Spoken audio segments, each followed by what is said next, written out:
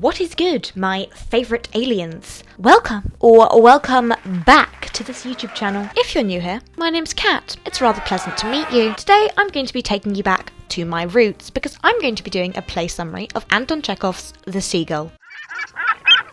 To any of my returning subscribers who remember my very first, very awkward YouTube video, hello there my dudes, in which Mother Goose and I went to go see A Midsummer Night's Dream, which I then did a smashing summary of. Bestie babes, where have you been? I have missed you! Get in here, because we have a video and a half to handle today. For any new dudes in the alien gang who still don't understand the principle, I film a vlog about the day on which I'm going to see a play, and then I write a summary which absolutely slays.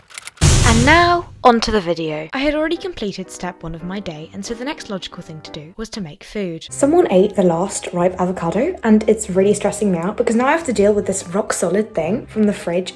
Look, this is me squeezing it.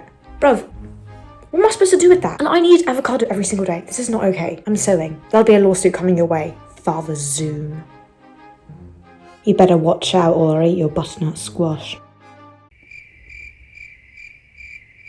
If I look like I've gotten 3 hours of sleep, it's because I have. Deliriously, I devoured my avocado tortilla, which I had only just about managed to assemble due to the stubborn avocado. That was when I linked eyes with the clock on the wall. But before I could even utter a word, she reached out and slapped me across the face. I thought we were having a romantic moment, but she just wanted to tell me that time was ticking, and my next destination was not going to wait for me. Consequently, I found myself racing around my house like a hooligan in order to get to the car in time. Do you want me to call my guinea pig Kia Sportage? In regards to that tiny snippet of conversation, Father Zoom and I had been discussing which car we possibly wanted to get in the future, as well as names for my soon-to-be adopted guinea pigs. And yes, I said soon-to-be, because I may or may not have filmed this video over a month ago, and they may or may not already be in my possession. But before you go bombarding me with questions, take a seat and be patient, my friend, because I may or may not have also already filmed that video. You'll just have to wait and see. Anyways, you didn't hear me say any of that. Those clouds look like they were drawn on by Bob Ross. In case you hadn't already guessed, I was going to the stables. Hello. What the hell is Stitch? Cannot see a thing. Whee! To accompany Avi's top-notch filming skills, allow me to introduce to you Poppy, a lovely piebald old lady who is so strong that we refer to her as the Tank, but at the same time can't even canter anymore due to her old age and arthritis. My lovely camera woman for the afternoon was one of my best friends, Abigail, and the fabulous creature you're about to meet is saved into my contacts as Bestie Bae, Ilana. Hey Katarina's fans! Abigail here! Got a fork. I need to stop doing pieces, actually a bad habit. Oh, Polly's back. Polly? Yeah, Polly. Nice to check her out. Oh, cute. Did she ride her? No, just for a walk. Oh, hi. I'm sunburned.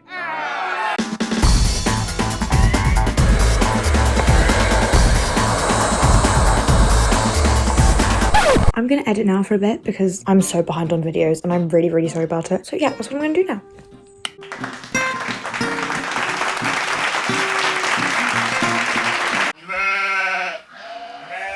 What am I wearing to the theatre, you might ask? Well,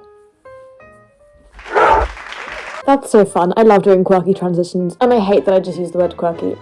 With us both dressed in our theatre attire and me spicing things up with my military-grade boots, Mother Goose and I set off on our expedition to town. We came across a horse who was just as tired of this life as we all are, and some iconic Doc Martens walking shots later found ourselves in the city centre, which had been appropriately decorated for Pride Month. What was our first stop? Well, Itsu, of course. The fuel of an avocado tortilla alone was not going to power me through a 3-hour play, so naturally we had to make a pit stop. Most of you are familiar with my usual Itsu order if you're regulars to this channel, but on this day I decided to go a bit rogue. I went for this suspicious-looking vegetarian soup concoction under the name 374 Veggie Gyoza Crystal Noodles Bowl. Quite the mouthful, but unfortunately not the most pleasant of ones, because I'm quite sure I ended up with mild food poisoning the next day, regardless of how good I pretend it is in these clips. Mustard seed is not my thing. Don't judge us, but we went and bought snacks and now we're headed to the theatre.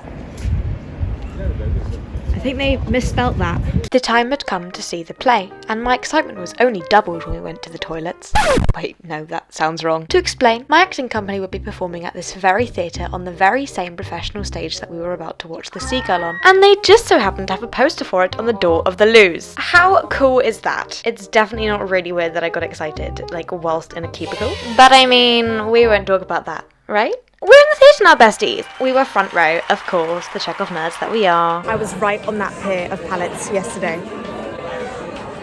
Queen. I was being Nina. I should have brought my script, honestly. Oh my god, yeah, I almost forgot to mention, not to brag, but I did have an acting workshop with the exact cast of this play the day before, and it may or may not have been the best thing that ever happened to me. I love the characters. The only thing I can say right now is, I'm so excited. But now it's your turn to get excited, my dudes, because right after I roll these clips of me during the interval, it's time for the long-awaited summary. Buckle up, bestie, because you're about to be hit by Anton Chekhov's summary rendition of The Seagull. Many thanks to the internet, amongst other sources, for helping me piece this together. The play opens on a summer evening at the shore of a vast lake. Pyotr Sorin, a retired civil servant with poor health, is the owner of a country estate, at which his sister, Irina Arkadyevna, and her lover, Boris Trigorin, are currently vacationing. Irina is an accomplished actress, and Boris has achieved just as much through his writing. The three of them gather at an outdoor stage alongside Dr. Yevgeny Dorn, the schoolteacher, whose name is so long that I will just be referring to him as such, and his love interest, Masha, who unfortunately has her eyes on another man. This other man goes by the name of Konstantin, Kostya for short.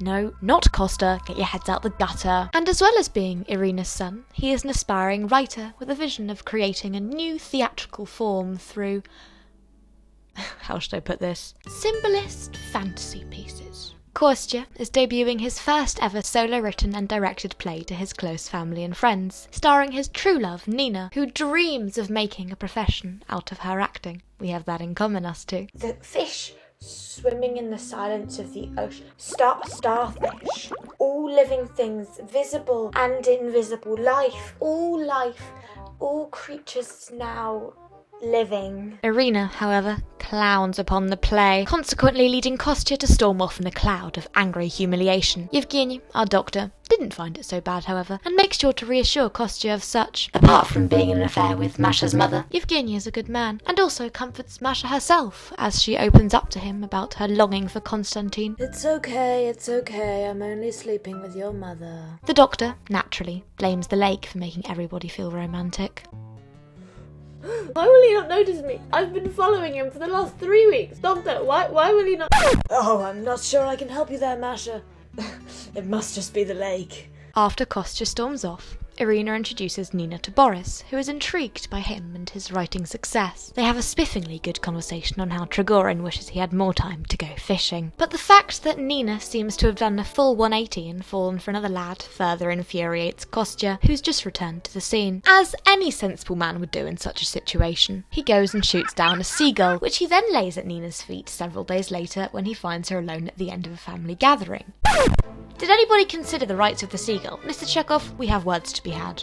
During said gathering, Irina argues with the house steward, making her so mad that she decides herself and Trigorin were to leave for Moscow early. But back to the bird. Konstantin tells Nina that he will be next to die as the seagull did, for he believes Nina has changed and is embarrassed of his love. Nina, however, pulls the old Una reverse card, and at the entrance of Trigorin, Kostya once again storms off. Boris and Nina begin chit-chatting, and the writer, forever thinking about his books, muses about how the seagull would make a good subject for a short story. In his own words, The plot for a short story. A young girl lives all her life on the shore of a lake. She loves the lake like a gull, and she's happy and free like a gull. But a man arrives by chance, and when he sees her, he destroys her out of sheer boredom, just like this gull.